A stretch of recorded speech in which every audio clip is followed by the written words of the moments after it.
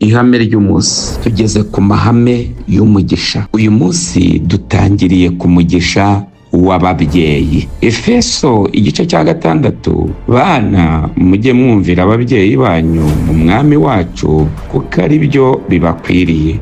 Wubahe so na nyoko, iryo ni ryo tegeko rya mbere riri mu isezerano, kugira ngo ubone amahoro uramire mu isi. Amen. Reka nkubwire mwene data, uwo nkurikiye, wowe ufite umubyeyi, ndashaka kukubwira ngo hari umugisha uva ku mubyeyi. Dore n'Imana yarabihamije. Iki ndagira ngo ucyumve. Umuvumo w'umubyeyi ushobora kwibwira ngo nananiwe kuzuza inshingano zanjye nk'umwana, ukagira ngo birangiriye aho. Umuvumo utega indege, umuvumo ukagukurikira, umuvumo ukagusanga aho uri. Hari abantu benshi uzabona bari ahantu hatandukanye, ukajya kubona ukabona hari ibintu byamuyobeye. Kumbe hari igihe rimwe na rimwe barimo arwana n'umuvumo w'ababyeyi.